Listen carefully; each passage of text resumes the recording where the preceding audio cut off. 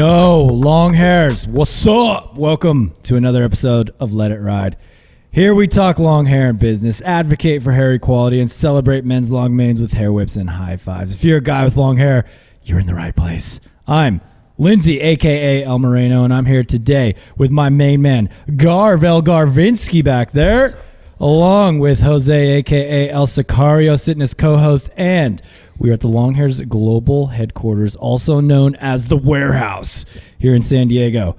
Our guest on today's show is making his second appearance on Let It Ride, with his first coming 6 months ago on episode 113. We are so stoked to have him back. He is a man of many talents, an active general contractor, the brand owner of Workforit Apparel. He's a content creator and a blue-collar badass who lives by the mantra that if there's anything you want in this life, you gotta work for it. Welcoming back, Ryan, a.k.a. D-Max Rhino. What's up, dog? What's up, boys? I feel like it's a family reunion now, you know? Right? Way more all day chill with you guys, like For sure. yeah. We've actually hung out outside of work. Yeah, That's rad. Last time was the first meeting, and then we were just down sitting here under the lights talking. So yeah, now a couple of meetups, had the Christmas party, Go. hanging out, got to get to know more of the guys here. So it does, dude. It's warm, it's welcoming, and we're stoked to have you here. Just like the rest of everything long hair. It is a family. It is a family. Dude, I see that you still have the Hola Muchachos single God. tie there that we gave you last time you were on we the now have a podcast time 6 frame. That was months a ago. 6-month time frame. 6 Yeah, months. look at this bad boy right here. I don't know. Let's see. Dude, can we get that on camera? Yeah. Dude, right there.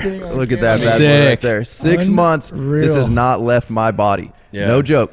It is in my hair 24/7. I go shower. It goes right on my wrist. I go to bed. I wake up in the morning. It goes right back on my hair. Like this thing, 6 months. Still Freaking going awesome. strong. A little wrinkly, but still going strong. So It you will still not have quit. 3 others on the pack ready to deploy when needed. See, this is bad business, guys, because this is like I don't need to ever buy another one. This is one and done. Yeah. Till I change up my style, which clearly I don't know how to do that. Not anytime soon. Dude, Yeah. that is just that warms our heart that dang hair tie right, lasted that long. That's just like what we're looking for. I'm riding it till it dies, boys. I'll let you know. Yeah. I see you got some fray, so it could be close. I don't I know. don't know. This is way more elastic than any hair tie I've ever had. Like past month 2, still going Yeah. strong. We'll give it another 6 months and have you back on the show and There see you where go. it's at. And I feel like you're a great case study because, dude, if you can't break that thing, Yeah, I there feel you go. like pretty much I'm anyone rough can. on everything that I have, and I shower daily. Like this thing gets soaked every day, and Look at that. yeah, still going strong. Still going strong. Awesome, dude. Love it. Dude, since the last time we saw you, you've blown up on your YouTubes building awesome trucks. That was kind of we established that in the last podcast. It's like something that really kind of picked up and got you an awesome following and everything. Since we've seen you last, you've built 2 incredible rigs.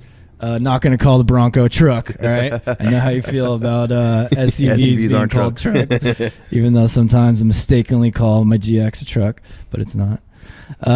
So you got the Bronco and the F450, both incredible builds, a lot of unique stuff with them, but let's get into the Bronco first, because that kind of probably is like the popular one everybody's talking about. Heard you got a lot of attention at SEMA.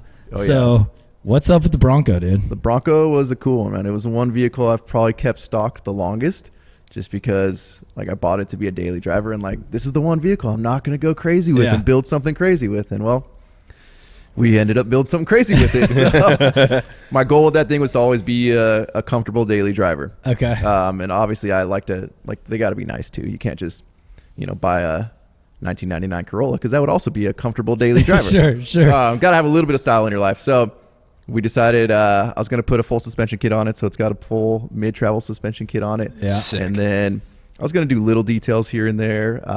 But last minute, we got a call up to go to SEMA with it.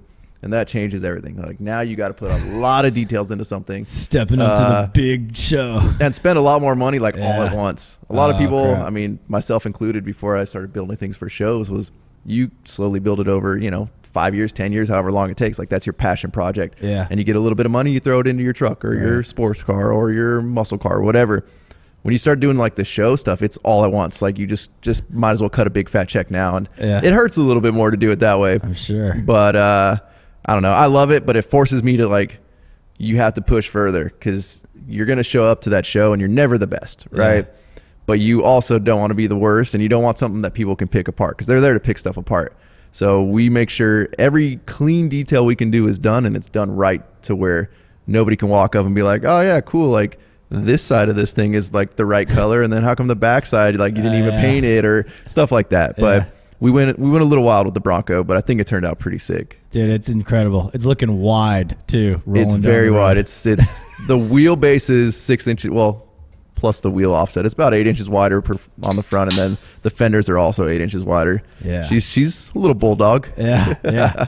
Now, just to clarify, this is the 2022 Bronco, right? Or it's a 2020, which is the first of the new Broncos. Okay. Yeah. Because you were on the waiting list and that whole deal. It should have been a 2021 by the time it showed up. Okay, but gotcha. I'm the lucky guy that got a model year older when the 21s were like rolling out because it took so long.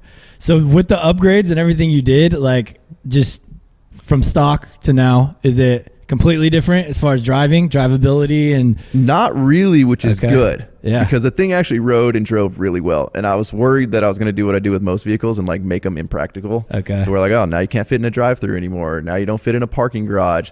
At 90 miles an hour, you might want to slow down. It gets a little sketchy to like steer. And this thing's not that, dude. It is like super solid. We're not running a sway bar on the front, which scared me for a while because I've run trucks with no sway bars in the rear, and that's scary. Sure. But like the thing's just solid. Like it was built right. Dude, hell yeah. That's awesome.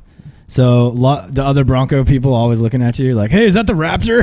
Like, yeah. No, I've had a few people do that. But what's cool is like you're finally starting to see more Broncos out now. So like, I don't know. I think I mentioned it on my Instagram the other day, like the Jeep Wave or whatever. Right. The Bronco Wave. Whatever it is, I don't know. Like now there's a Bronco Wave coming out, and I'm like, oh man, like is that what I have to do now? Dude, this is your chance. You can invent the Bronco Wave though. I guess we could. Yeah, I don't know. What do we? Plant the flag. You're gonna do it right now. You know what? The GX, the Lexus has a wave. Do they? Yeah. What is it? Pinkies up, dog. Is that what it is? Because it's all fancy. Gotcha. God, I don't even know. I just feel lame, dude. Like.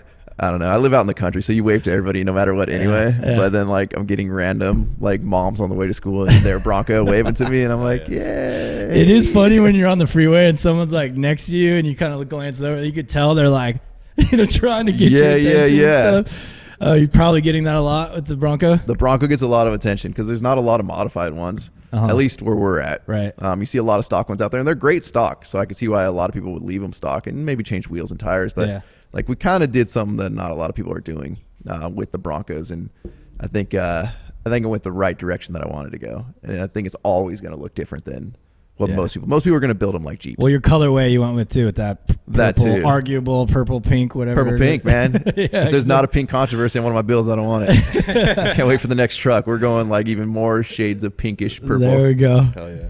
So kind of in tandem, you were also doing the F450 too. It wasn't for SEMA though or anything, right? That was so we built that for my dad. I think I might have mentioned in the past podcast that like one of the things I wanted to do in the last like year or two was get back to my parents. Yeah. Like I'm in a spot financially in my life where I'm comfortable, and like it's no fun not sharing, Yeah. And I always had a good upbringing, always had food on our table. My parents are both blue collar workers. So like my goal the last couple of years was to get back to them. I've built a bunch of vehicles for myself. So we built a Tahoe for my mom a couple of years ago, and then this year we buckled down and built my dad a monster F450. Serious monster. Yeah. So Sicario is standing next to it. You're what, 6'2"? 6'2"? And this thing is like towering over his head. Yeah. So it's a monster. Like we it's big to where I look at it, I'm like, how would I get in there? Like yeah, now imagine my dad, who's not the youngest buck in the world, but he still hops up in that thing. I think his pride will never let him not jump up in that bad boy. Okay.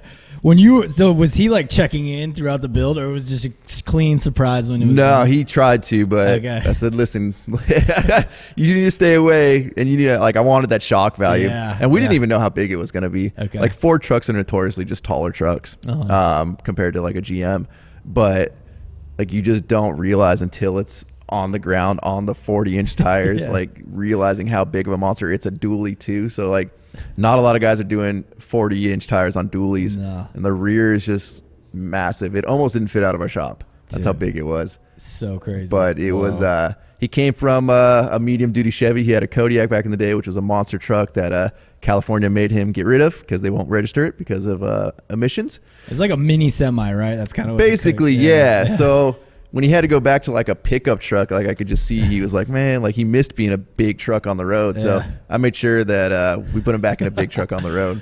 Dang, dude. How good did that feel? Like doing it's the reveal awesome, man. And everything. I mean, that had to be so cool. It's kind of one of those things like when you're a kid, you know, like it's Christmas, like you want gifts. Yeah. And then like they try to teach you like, no, it's more fun to give. And you don't realize that until another point in your life, right? Yeah. Mm-hmm. And now like I've hit that point. Well, the last probably like 5 to 10 years, I've been at that point where it's just so much more fun to give back.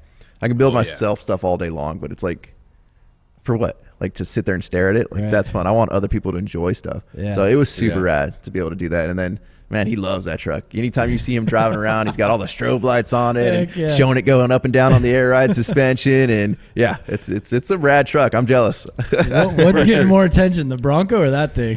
Probably the truck, man. Yeah. The Bronco's more on my social media and stuff because obviously it's always with me. Yeah. But anytime he goes to like an equipment yard or a material yard, 20 guys out there. Oh yeah, dude. It's big. Like you don't realize in pictures until you see it in person. Yeah, for sure. Like I've been around trucks my whole life.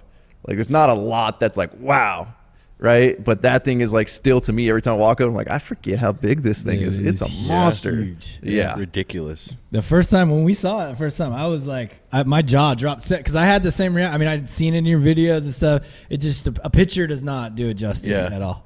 So you got to just see it towering over you. Oh yeah. I remember because we went over to your spot. What was it, like a couple months ago now? Yeah. And it's like in that business area, and we were like, where? Oh, like the GPS kind of just took us in the general vicinity, and we're like, dude, where is this office at? And then of course we like turned the corner on this building, and then there's just the great white buffalo, like, you know what I mean? Yeah. She's hard to miss. Yeah.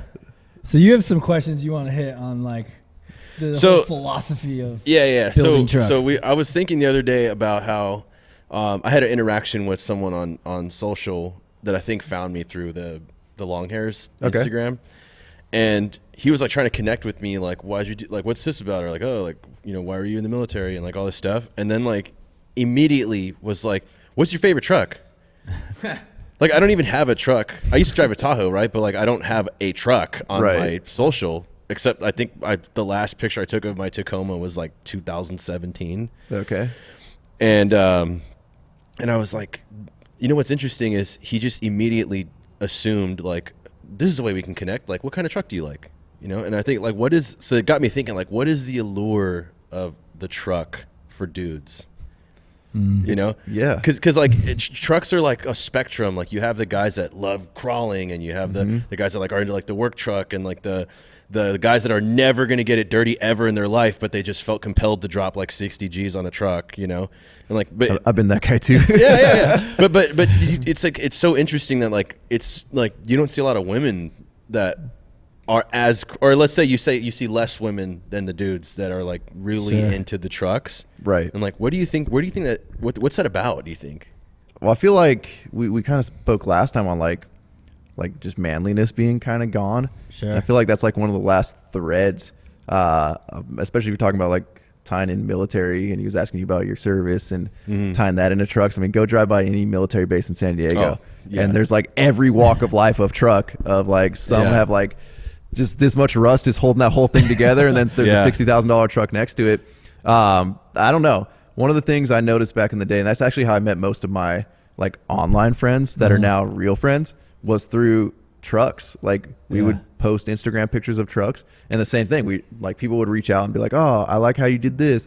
I'm thinking about doing this," and we would all help each other. And then through that, we built friendships. And I don't really know what it is. Like we would go to truck shows, and then that becomes like your family that you go to truck shows with, and you always go with the same group, and everybody wants to cruise together. And it kind of fell off during COVID, and a lot of people just turned to online, and maybe that's why they're reaching out more in that world. But I don't know, man. I've always loved trucks. That's like anytime I try to get away from it, and I'm like, I'm over like going to truck shows. You see the same thing every time. And then a month or two go by, and I'm like, man, I miss like Saturday. There's not a truck show or a car show or something going on. Like I don't know. I feel like it's an attainable thing. Like if you get into like the muscle car world or something like that, it's harder. It's either you buy a real piece of junk that you can afford, but man, you better have years of your life to put into it, which a lot of people can do, but you're not going to have a vehicle to take anywhere for 10 years.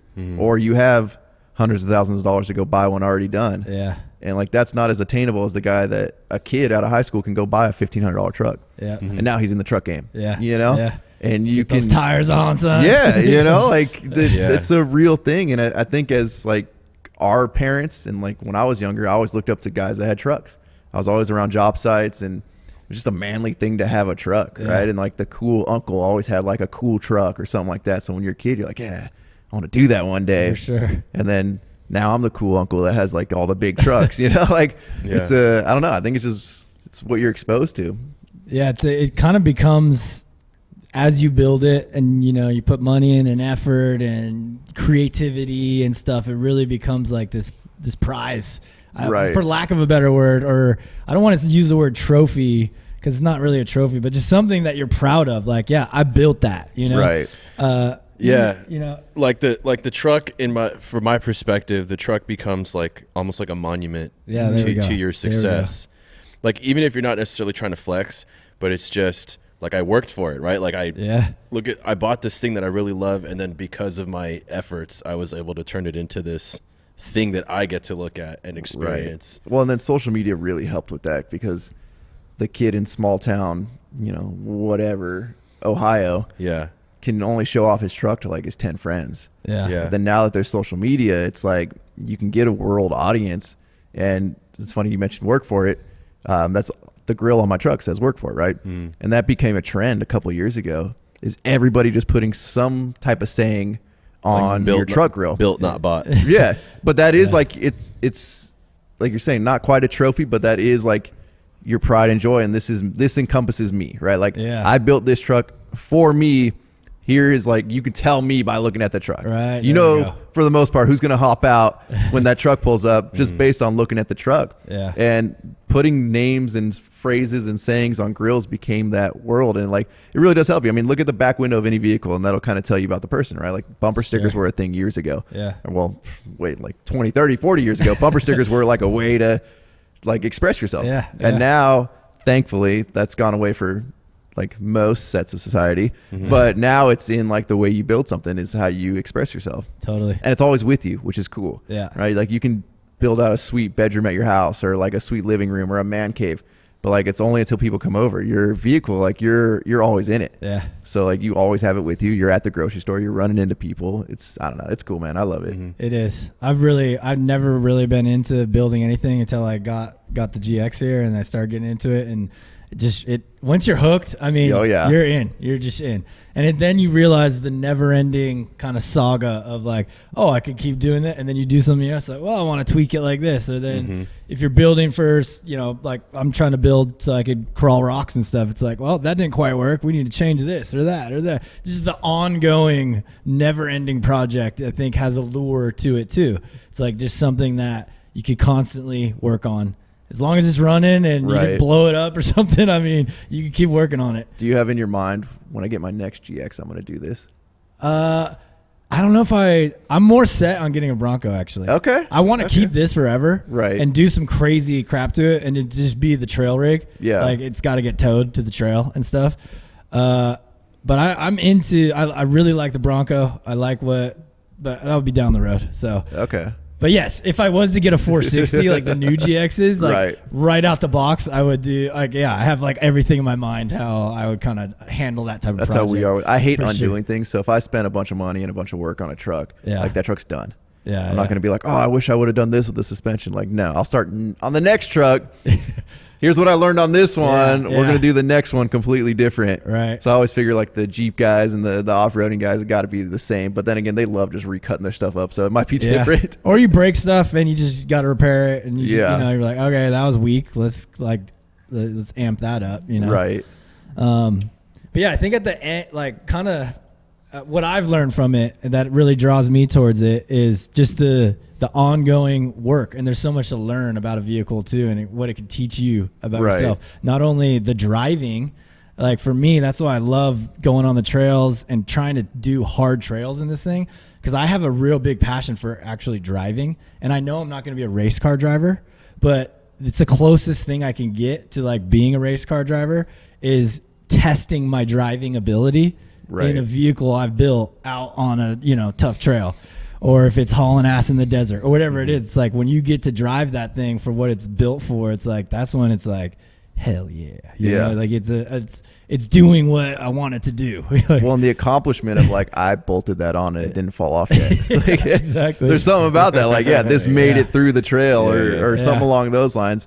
Yeah, it's definitely, try bolting like a 40-inch tire and being like, we're going to go on a road trip 90 miles an hour. Like the whole time we're just like, God, this thing came off.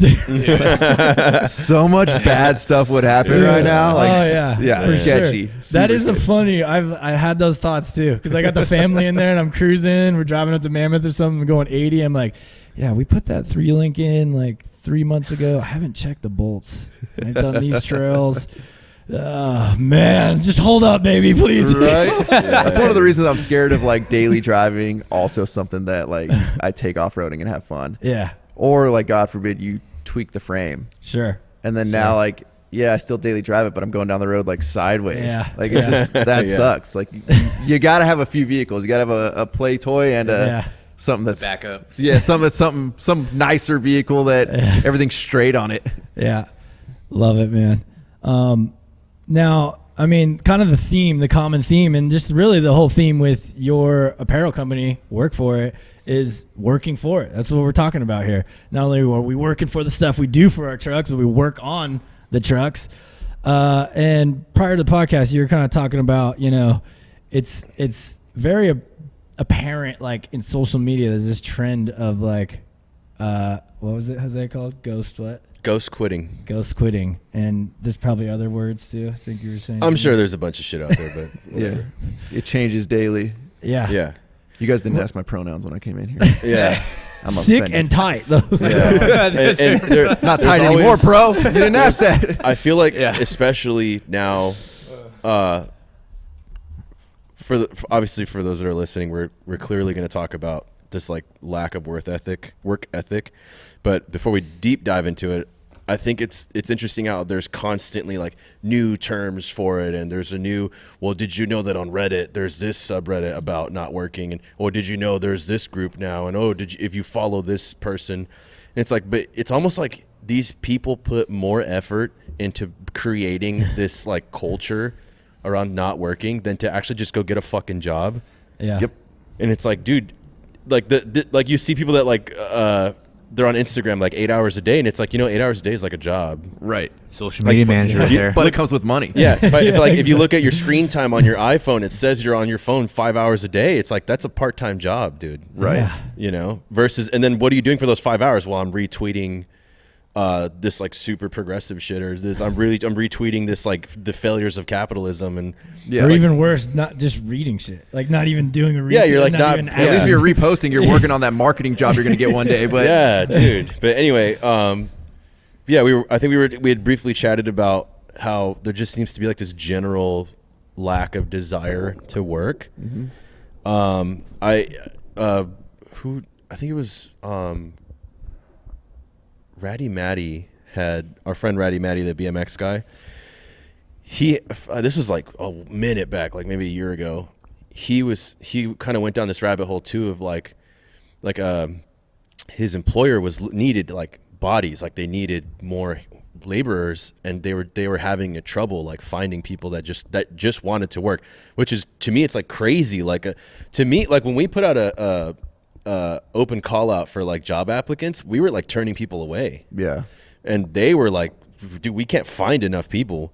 And then I remember Maddie was saying like, dude, how can people just not want to work? And then of course there is like a discussion about like fair wages and stuff like that, which of course, like everyone, we can all agree, like, people should get a fair wage, but nobody's arguing about a fair wage to be like a plumber. Right. They want a fair wage to like push buttons on a iPad and sell me a milkshake, Right. And it's just so interesting to me how like there's like this perfect synergy of like, I don't want to work, but I want to get paid as much as possible. Right. I deserve. Yeah. It's like entitlement. Like I'm entitled, 100%. and so like obviously your whole online presence is built around this central core value of just like, I'm going to work as hard as possible and manifest like my own success. Yeah. You know? And so, what are your thoughts on just where our trend of like anti-work? Well, so what's crazy is, and you brought it up there about like Reddit, which is like a toxic waste dump of don't want to work. I haven't been on Facebook much since like its inception, right? And in high school, that was our, like, we were right at the end of my high school world, was like Facebook was becoming popular. And then I took a step back. I don't even know how to operate it now, but I need one for social media, right? Like you have to tie your Facebook to your Instagram to be a business account and yada, yada. And my buddies make really good money on Facebook Reels. So I'm like, all right, let me go play in this world.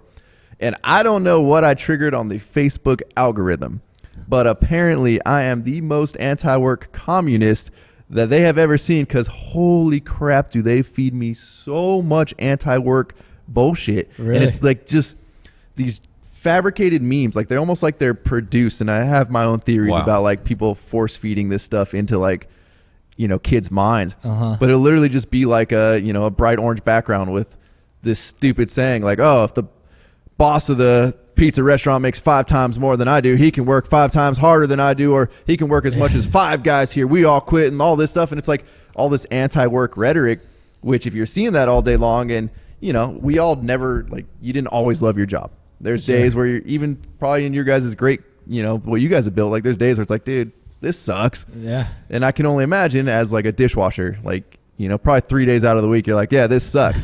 So you see that and you're like, yeah, rally call. Like, this is bullshit. Yeah, screw the man. We hate CEOs. God, businesses suck. Even though like businesses and CEOs and owners are who pay you every week or every 2 weeks or every month. But like there's just this whole thing is like building, and it's been building for a while. But I think now that the algorithm, for whatever reason, is like force feeding it to me, like I'm seeing it more. And I read through the comment section from time to time, and it's like there's just so many people on board with it and talking about how, like saying ghost quitting, like, I've barely been showing up for the last, 6 months of my job. Screw them. If they go bankrupt, that's their problem. And it's like, okay, if every business goes bankrupt, then what do you do? Yeah. Now you don't have a job. Right. Like everybody hates business owners, where like 99% of business owners aren't billionaire CEOs. Like there's a lot of companies out there where you're a number, right? And it's also, that's why you got hired. It was very easy to get hired. But if you want to go somewhere that's better than that, it's got a better work environment. It's like here, it's like something like that. You have to have the skill set to go that route, but nobody wants that, right? Everybody wants to, remember back in the day when it's like, oh, the Google campus has nap rooms in this 5-star cafeteria and ping pong tables and all this stuff. And then now you hear like they're trying to beg people to come back to work because everybody went to work from home. Now they don't even want that anymore. That used to be the dream job. Right, it was like, oh, this tech companies have the greatest work environment. They'll do your laundry for you. Yeah, and now it's like, oh, these tech companies want people to not work from home anymore. They're the devil. And it's like, nobody wants to show up to work anymore. Right. Like, I don't care what the stats say, right? Like, oh, 9 to 5 from home is much more productive than in a job. Like, that doesn't exist until 2 years ago. But now it's this new thing that everybody thinks like, not only am I entitled to way more money than I should be getting, I also get to work from home with no pants on and then like still bitch and complain about you online. Yeah. Like it's crazy. And I think it's growing and it's being force fed to people. And like I said, I have my own theories about like other countries force feeding this and trying to piss people off to where they don't want to work. And then there's just the notion that like everything should be handed to me. Right. And like, God forbid the government just keeps handing out checks. Yeah. But like that doesn't help either, to where everybody's like, well, if I just sit on my ass more, I'll get more money. Yeah. If I go to work, I don't get unemployment. Unemployment's free and doesn't take any work. Okay. Well, let me just do that for a little while longer. And then, oh, they're going to extend that. That's not going to run out. Okay, well, I'm just going to keep sitting here on my ass on Instagram 8 hours a day, which you could be doing professionally. You can run a company's Instagram page and make money, and probably still do that from your, in your underwear at home. But a lot of people don't want to do that. And it's just, like I said, Reddit was where I first started noticing it. Reddit is just like horrible for that stuff. But everybody, for some reason, hates CEOs. They hate business owners. And it's just like, I don't know what the answer is that they're looking for. I mean, obviously, like socialism, and let's just everybody divide the money up that everybody else worked for, so I could be the lazy guy and not work. Yeah. It's this. Sorry. No. Go ahead. It's this. To me, I see it as this idea of like, we can't all be rich, so let's all make sure everyone's poor. Right. And I don't get that. Right. And what I find fascinating is these people that they hate the concept that someone else is doing better than them. So then they all flock to these groups, and then those groups end up getting their own little influencers and stuff. But what's funny about it is, in order for that person to become like this influencer, it takes work. Right. They have to make the content, and they have to post it, and they have to, get these people to congregate and flock towards them. It's like, so then in other words, like you are betraying your own anti-work mindset by becoming a notable anti-work person. Right. Right. And, it's weird that somehow it's like this binary, like either you're rich or you have nothing, but there's so many people like in between that it's like, no, I remember I used to be part of this veterans group, and then I posed the question one day, cause it was like a forum, and I said, what do y'all do for work? And then literally no one, first of all, in that group was like, well, fuck work, dude. Like, I don't believe in work. Right. It was like all this stuff. I mean, we all had this one central thing. It's like we were all used to be Marines, and then one guy was like, "Oh, I do this," or like, "I'm a lineman. Like I do the telephone pole stuff." And then I that one stuck with me. The lineman, he was like, it doesn't pay a whole lot. He's like, but I also, there's nothing I want that I can't have. Right. And to me, it's like that guy right there that's like truly what it means to be like, quote, wealthy. Mm-hmm. Which is, doesn't mean he has these like huge Dragon Ball Z numbers in his bank account, but like he said, he's like, and he was joking. He was like, oh, it funds my gun addiction. Right. But it's like, dude, that guy has his truck, has his guns, or like whatever his hobby is, but like that he works for that. But then you have these people that they want the iPhone, and like they have the iPad, but the new one's coming out. Well, I better get the new iPad. And it's like, oh, I can't believe I can't afford this $900 thing. Right. And meanwhile, I'm working at this shitty job. It's like, well, maybe your priorities are fucked up. Yeah. Maybe like you're so concerned about having the thing, but you want to skip. You don't even want to work for it. You just want to skip to the like, I'll take one now, please. That plays into my point, Jose. Like, I feel like people are just overlooking the economic reality. They're not looking at everything as a market. They got to like look at their skill set. What do they got to offer on the table, instead of just asking like, yo, hey, hook me up, We're talking, there's a kind of couple different sectors here, right? There's kind of the business side and this, share the wealth of the company with everyone in the organization. Then there's kind of the government side of what's happened over the last several years, and then the stimulus, and then people getting their own money back. It's your money, okay, that you're getting back, just so you know.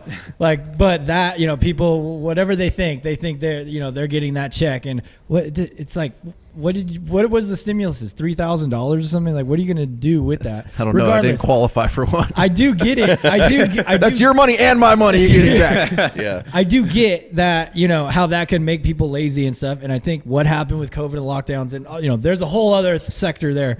But, and then there's just the personal excellence side, where like it's to not work to be bettering yourself, to make yourself more valuable so that you can have the things that you want. Like, Remember in the old days of America, this country was all about, all you got to do is work hard and you could pretty much have everything you want.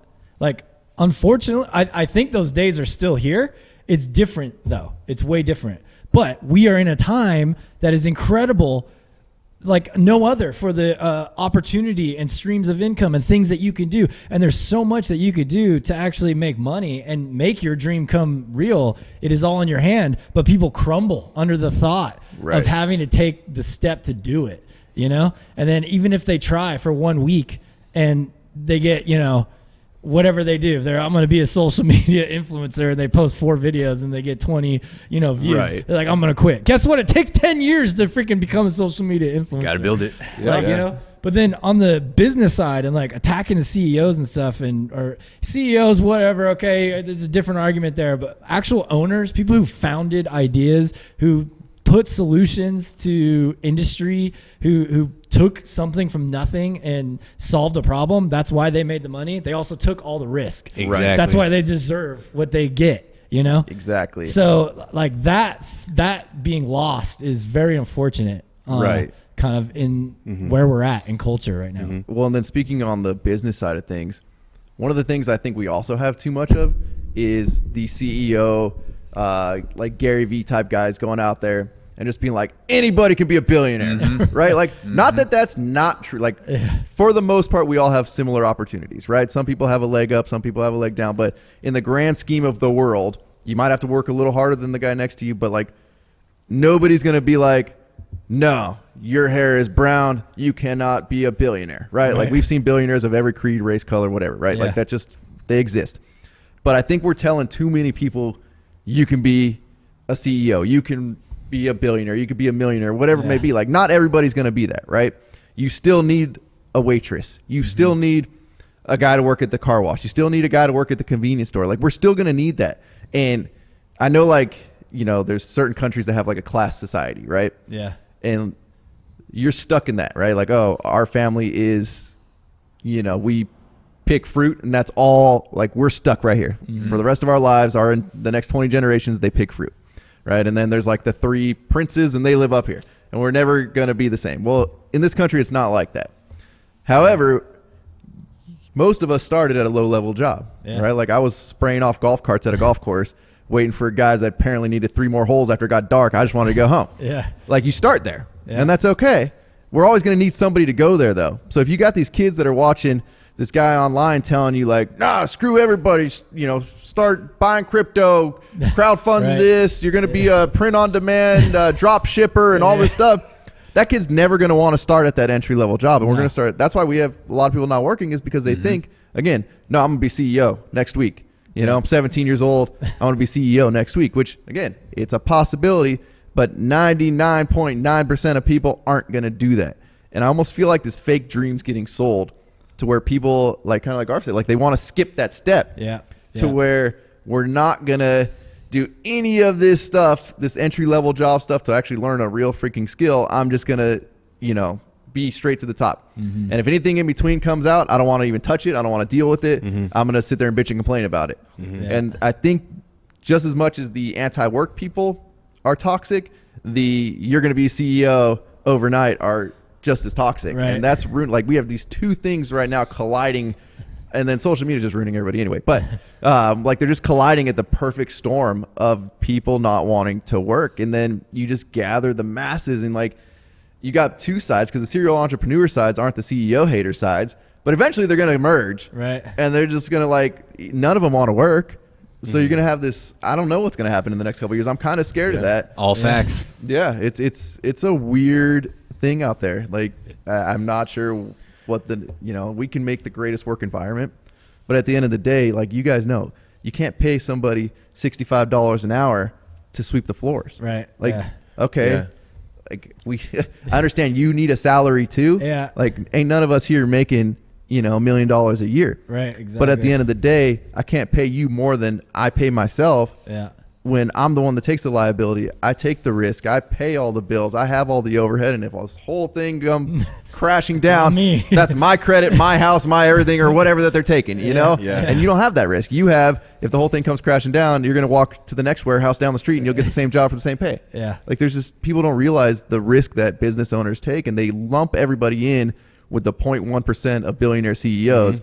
So if you own, you know, a nail salon or something small, like, and you actually treat your employees right, and they're like a family, and it's like you guys do, like, there's parties, and like, it's more about the environment, it's more about the employee, you're still lumped in, and you own a business, so screw you. Like, you're the devil. You know what makes me crazy is, and I'm not saying we're doing it now, but, you know, we've been mentioning like billionaires and millionaires, and so like, and like you said, like, you know, because I can't have everything, I have nothing, right?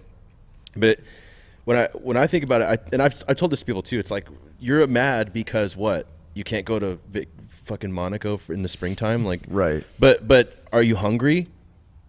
Do you have clothes? Do you have somewhere to sleep? Right? Like, those are the things that you do every day. Can you do the everyday stuff?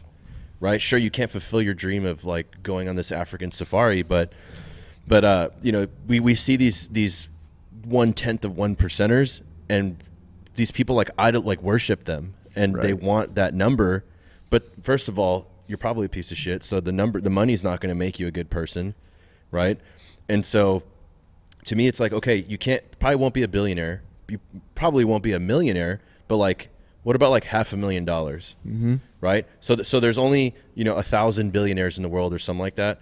And then, okay, there's millions of millionaires, and then there's like tens of millions of $500,000,000, and the number just keeps going up to the point where like now there's probably 500 million people that have at least, $200,000. Right. And then as the number keeps going down, and it's like, okay, but so sure, right now where you're at in life isn't ideal, but don't think of it as, well, I'll never have $1 billion. It's like, what can we do to work towards, can I have $100,000? Yeah.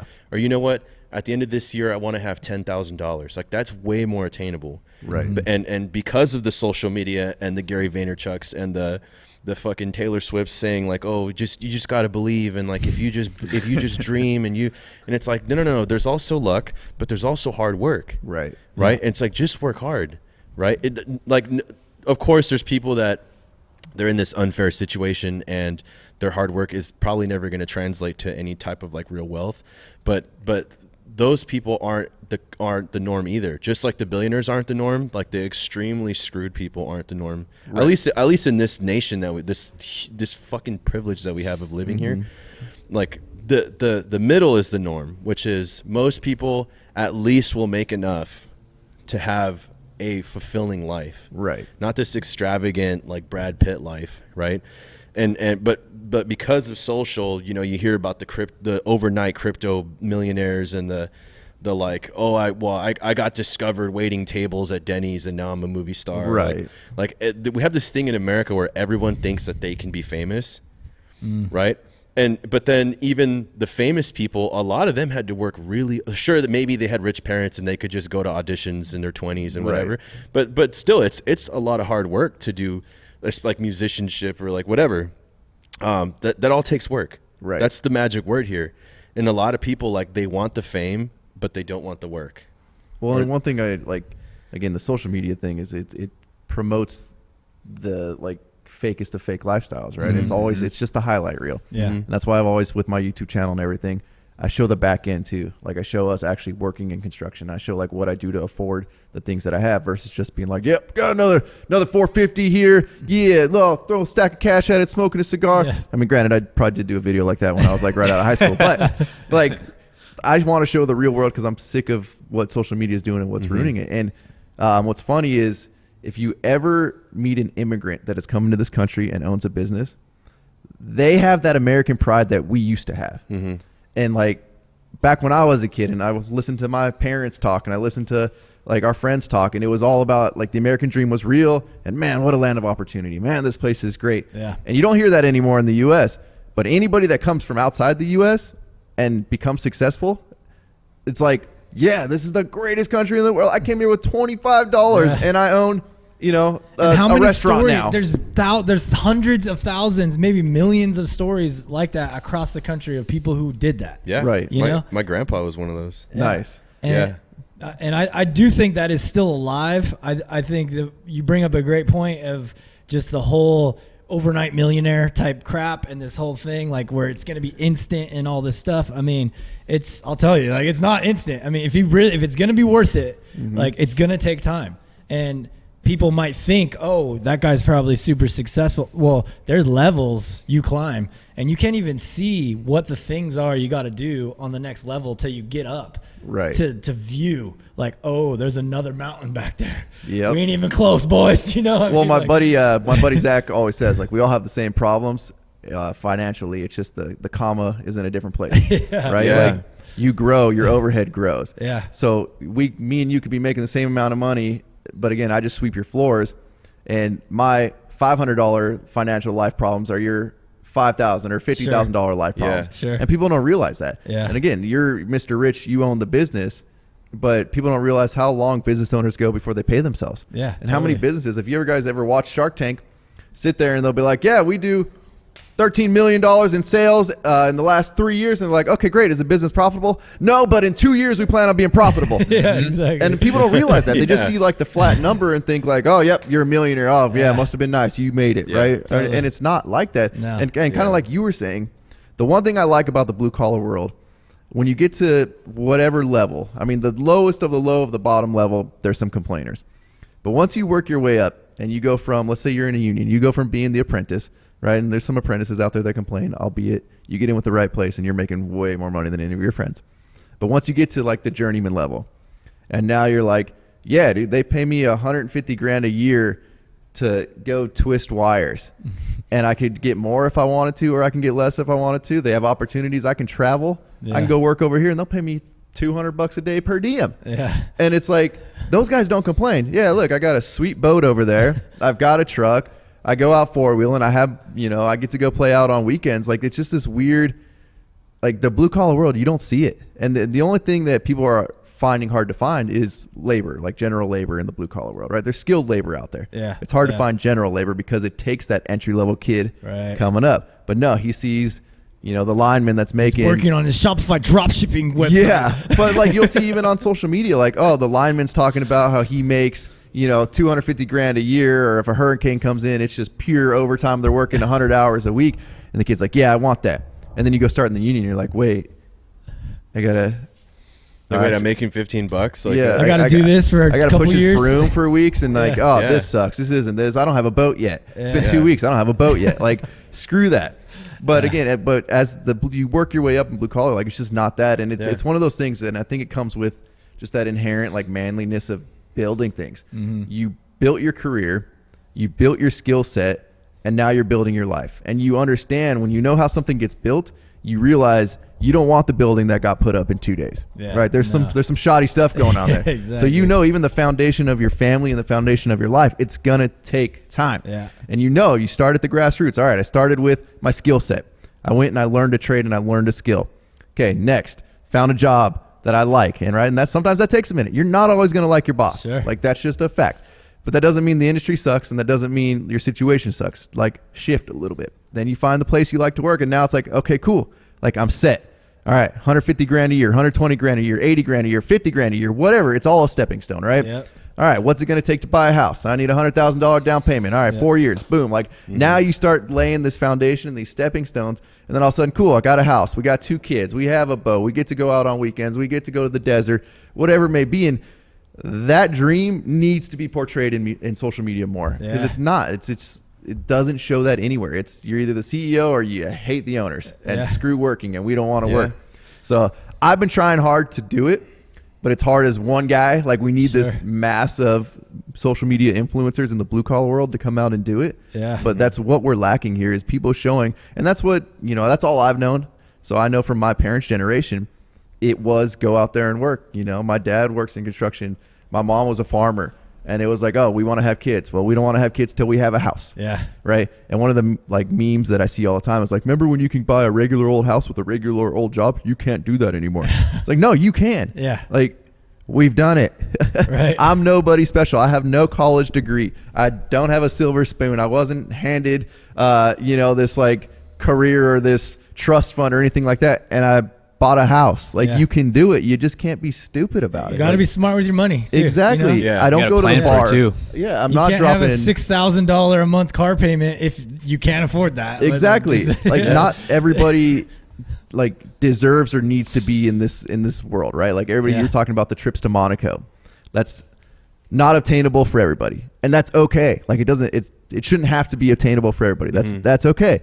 However, like, taking your family to Disneyland, let's make that a goal. Yeah. Like, you might as well go to fucking Monaco for how expensive that is. Yeah, right. Yeah. $4,000 later, you can go to Disneyland. But like, that goal was my family's dream, right? Like, oh, we can take our kids to Disneyland or to a theme park. Like, we've made it. Put a plan in place, save up, let's go. Yeah. But that's making it. But nowadays, you don't, like, you're so immersed in the world of billionaires and millionaires and whatever that, like, flash you haven't made it until you're hanging out on your yacht, or until, like, and that's just not, it's not a real life, right? Like, there's such a small percentage.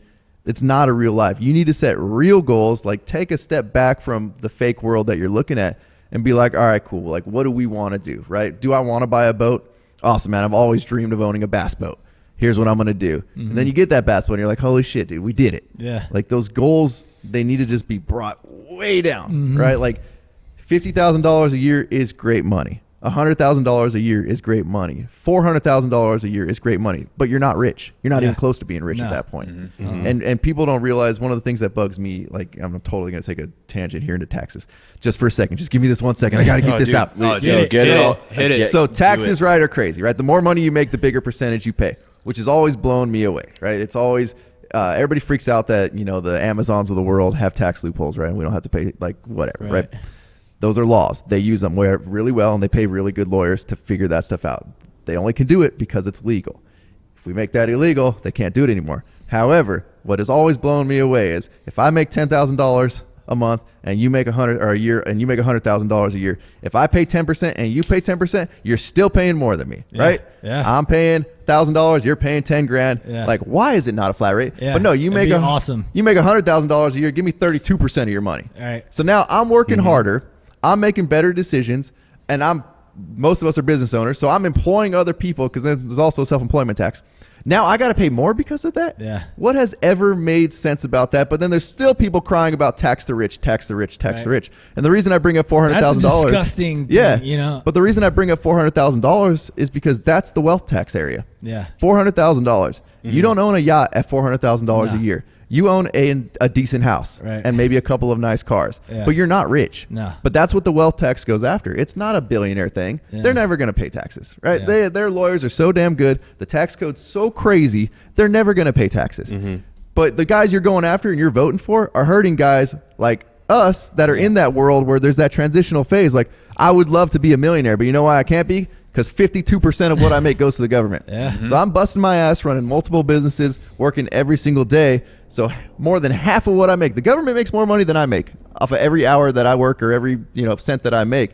So if you want to sit there and complain that $12.50 an hour is not enough or $15 an hour is not enough to flip burgers, come to some real world problems where most of my income goes to the government. And tell me about some real problems. But we don't see that on social media because that takes work to get to. No, you got to pay your fair share. Right. Yeah. I've always said I would love people to run a business once in their life. Totally. Own a business, run a business once in your life and see what the struggle is. It's the same thing I always say for voting. In our state, though, too, like how hard they make it to run a business here. Oh, it's brutal. That for California. It's brutal. And granted, I make the decision to stay in California. I don't, California's taxes suck and they're always going to suck. And I've kind of accepted that, right? Like, I don't foresee that changing. It is what it is. Right. I could leave the state and go to a state with no state tax, but then you end up paying somewhere, right? Property taxes are higher, or whatever it may be.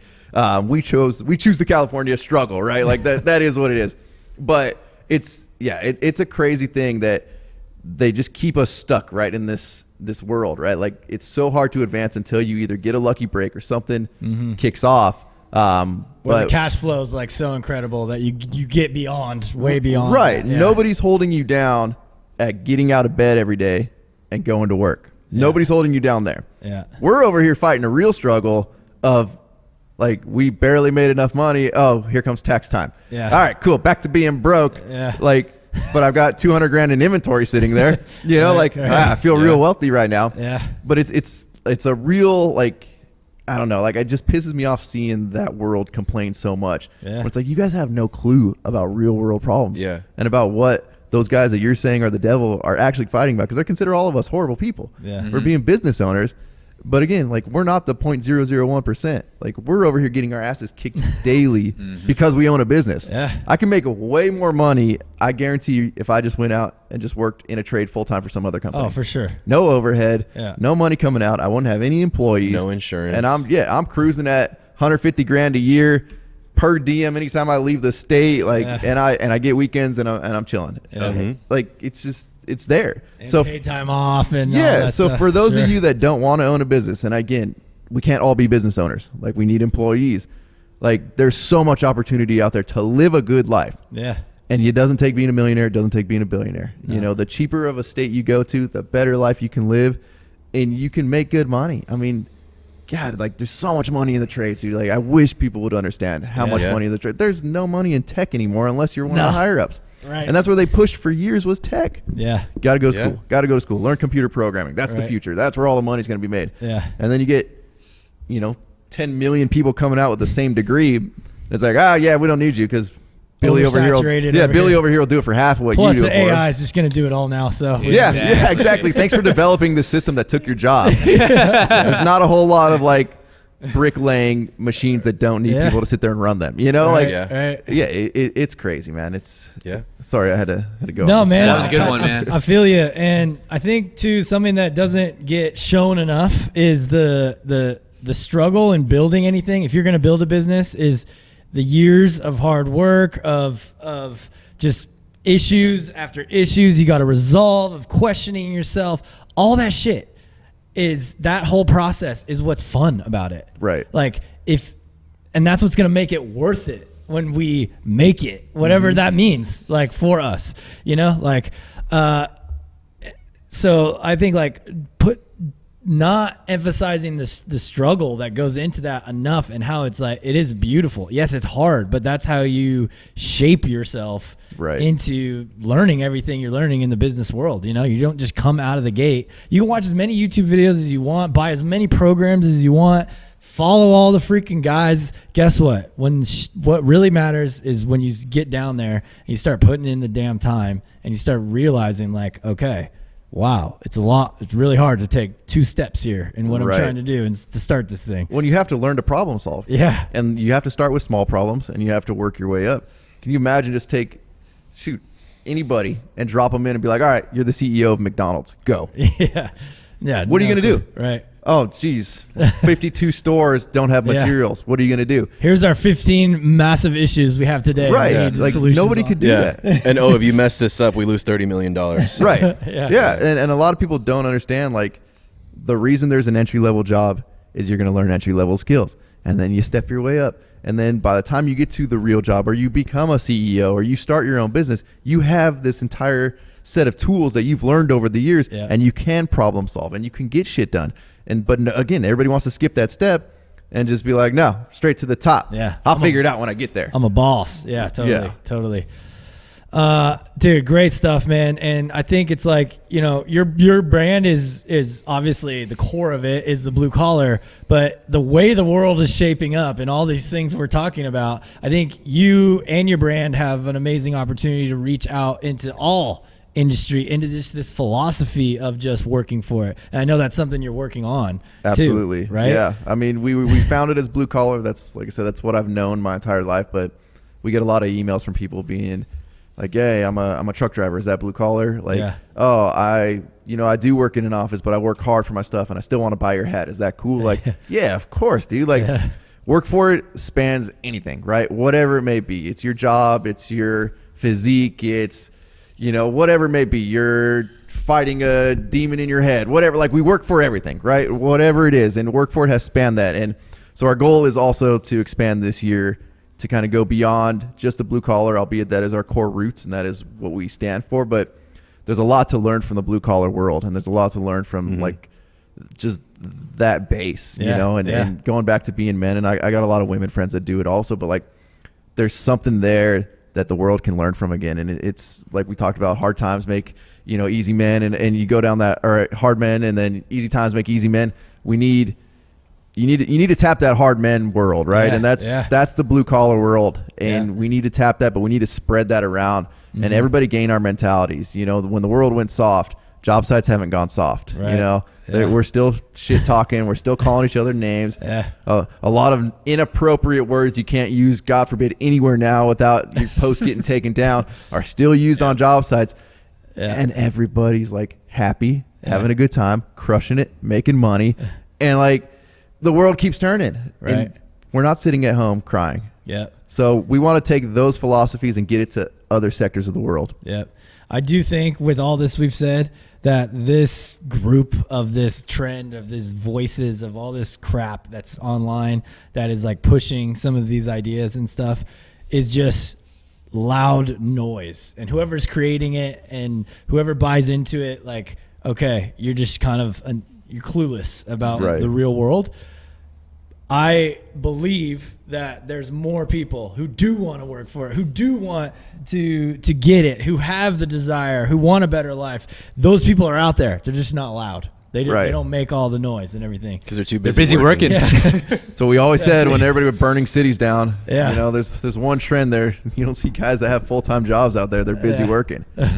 Well, dude, speaking of working for it, I gotta work on getting the saliva out of my mouth because I've been staring at the new Workforit beef jerky over there. Oh yeah. Cannot wait to try it. Yes. So, dude, tell us a little bit about this new project or new, I guess, lane you're opening for the brand. All right, so if you guys again come into my blue collar roots, like we live off more gas station food than any human being should ever live off of, and one of my favorite snacks has always been beef jerky. Like that's been my go-to, and I've always been, a connoisseur of it, and I always like to try different types. But you go to most gas stations, and man, there's like 3 big names out there, and that's all that they have, and it sucks, dude. Like it's either you're chewing on tree bark, or like it tastes no fake. flavor. Yeah, so I'm like, you know what? I'm over this, man. Like you could every once in a while find like a small batch, something that was halfway decent, but we need something consistent for everybody / our blue collar brothers and sisters out there that they can rely on. It's always going to be good.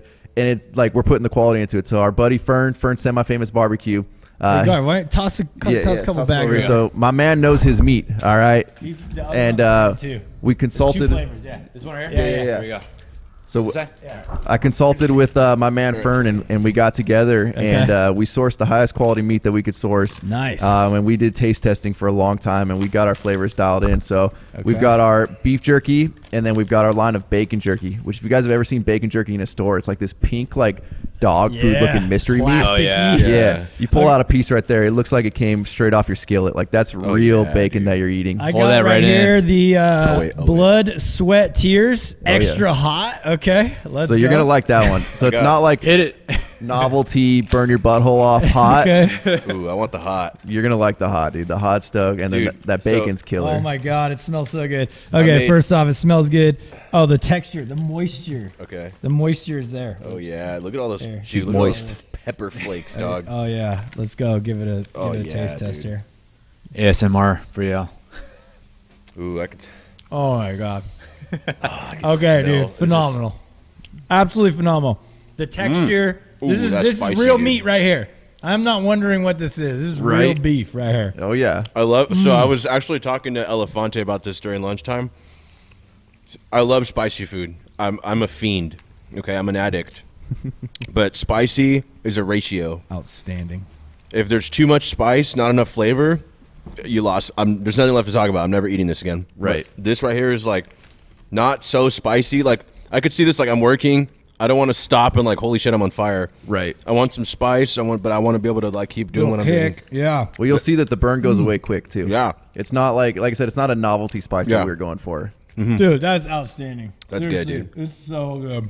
And it doesn't have like Nailed, that. bro. It doesn't have like that ultra processed Yep. taste to it. You know? And they're all still small batch made, right? Like we sell out all the time because I'm not just going to stock up on pallets of this stuff Artisan and let it style. sit. Yeah, I want it to be small batch So made. here we're going. Not too salty either. Trying the other one here, Rhino Ranch signature bacon, uncured bacon jerky. Yeah. Okay. Like, just look at that. Just take a second to look at that because I pride myself on how much that looks. That is real bacon. First off, right it looks like I can't like your morning breakfast bacon right there, Dude, Definitely. I made smoked bacon burgers last night for dinner. Nice. I take my burgers very seriously. Okay, this is a hill I'll die on. Oh my god, it was This phenomenal. bacon looks bro, like the bacon I had last night, like that was smoked. Yep. Like this looks like real bacon. It doesn't look like some weird, like I don't know what they're selling in the science stores, experiment. but that's real bacon. Whatever's That's in real the bacon. stores is not. Not your fast food meats. dude, Yeah. the sweetness, subtle sweetness there that is phenomenal. Subtly- is that maple? What's there's in like there? Yeah, so that we're going after like a barbecue flavor, right? Like think like I don't even want to put us in the category of like Lay's barbecue, but like that's like the best way I can describe what you're going to be getting there. Sure. But it's real spices, it's real flavoring, and it's real meat. Like the meat itself is bringing out most of that flavor. Yeah. it's not. I'm not gonna say crispy, but it's like it's got like that.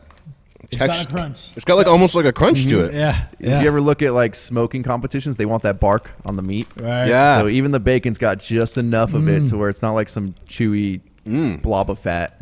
No, that's straight up bacon. Yeah. Look at the ingredients. Oh my God. Most Dude, of it how you many could bags are actually people pronounce. buying? Like, are they getting like 5 we bags at sell once? out. Yeah, I mean, I think our biggest order was like 20 bags. Yeah, we sell out every time that we get another batch awesome. in. And like I said, I don't want to load these up with preservatives and then we Yeah, can buy 10 pallets of it and keep it on the Oh, shelf. dude, Right. the brown So, sugar on this is Yeah, fire. we make as much as we can sell, and we I sell love out that. every time. Dude, That's great, that's dude. phenomenal, man. Yeah, that bag's gonna be gone. So yeah, so the goal is to you're dropping it and selling it out, keeping it pure, as fresh as you possibly can, and just Exactly. stick with that. And I want, you can buy 10 or, the stuff lasts for a year.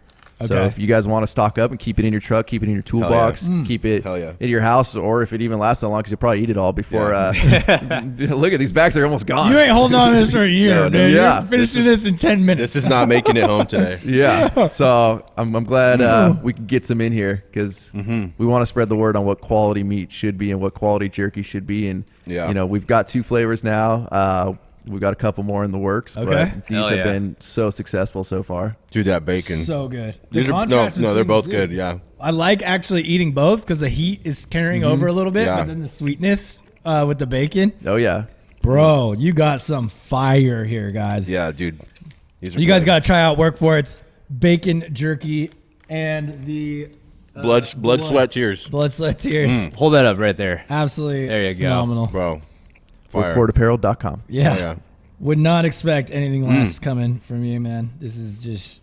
I'm glad. blown away, honestly. There's a lot of people that say world's the best jerky and all this crap. I mean, I think this could be The top world. jerky I've ever had in my life. No, We've this gotten is- a lot of reviews that say the same thing. And, Yeah. and most people would walk in and hand you a product and be like, yeah, I hope you say some good things about it. But as excited as you are, as excited as we are once we got it all developed and we're like, yeah, this is it. This is it. We did it. Just the flavor is excellent, but like, I really want to, because I know a lot of people are going to know what I'm saying. Like, when you get like that I gotta have big one. name jerky Can't brand, stop. there's that like preserved taste to it. Yeah. And it makes me crazy because I love jerky. But Well, you mentioned the saltiness, and that's kind of that taste. It's like a dry saltiness back of your tongue aftertaste. but it's not too salty. Mm-hmm. You know? Yeah, so we wanted to go away from that preservative weird taste that the big name stuff does. And again, it's hard when you mass produce stuff at their levels. Yeah. But This that's is why we great, keep dude. it small and we Yeah. do them in small Yeah, batches. just more And bacon. So you guys nailed like the process. So it's just the same thing every time you get the meat. every just go bag is through. going to taste the Okay. same. Yeah, we got that dialed in to where Dude, heck we source yeah. the meat from the same place. Everything is dialed. dude. Freaking awesome. Man. This is my favorite. Outstanding. I mean, Oh. I'm in love. I'm in love. What's But, crazy is hey, we almost sell them like par for par, 1 for 1. Like, Oh, yeah? yeah, they are. We nailed, like, both flavors go so well with everybody. Everybody, like, we don't ever sell more than one of the other. all right. Any hints? Come on, give us something about the new flavors. We got anything? What's coming down the pipe? So right now, the only option we have for beef is something spicy, and spicy is not for everybody. Sure. Okay. So we're gonna bring out another line of beef. We actually have another bacon flavor as well, but Oh, yeah. Sign me up. dude. we're gonna bring out probably another beef flavor first. Okay. That's not spicy. Maybe a little more on the sweeter side. Okay. As much as I can say. Okay. Okay. Hell yeah. I like it. I like it. Can't wait. Well, dude. What? Anything else? Any closing remarks for the good of the long hairs? Oh, yeah. Oh man, I feel like I got my rants in there Dude, already. you did. I know. Sorry, I came out firing, guys. Maybe just hit some of your socials or whatever. Yeah, so you guys can find me DMax Rhino on every social media. That's DMAXRYNO. Workforit is my clothing brand / our blue collar lifestyle brand. Workfortapparel.com is our website. We don't cheap out on things, and we're not just stamping logos on shirts just to sell them. Yeah. There's a lot of companies out there that do that. I don't believe in that. We have high quality garments that we sell. Our stuff comes with a meaning, and just like you saw, just like in our jerky, like everything we do, we put it all into. We're not millionaires because we care and we put too much into. Like, I could cheap out on everything that I did and I'd probably make way more money, but that's not what we're about. We're about doing it right, putting in the quality, and any money you spend through us, you get something quality in return. And we get a lot of really loyal customers, a lot of blue collar brothers and sisters. I love to Yeah. spread the blue collar word. and hopefully more people join in. You know, there's plenty of room in the trades for everybody. It's awesome, man. Awesome, man. Great message. Thank you for coming by today. Fantastic show. And I'm gonna eat 2 more bags of jerky right now. I'm taking it. I'm gonna fight anyone. Actually, I'm thinking, dude, the Great Cut coming up. We got 1 year for the Great Cut. This should be the prime jerky. Oh, dude, hell yes. We're in. We'll be there. Be crushing. Dude. We will be there. Ryan, you're the man, dude. Thank you so much, bro. Thanks for dropping by, bro. All right, everybody else. See you.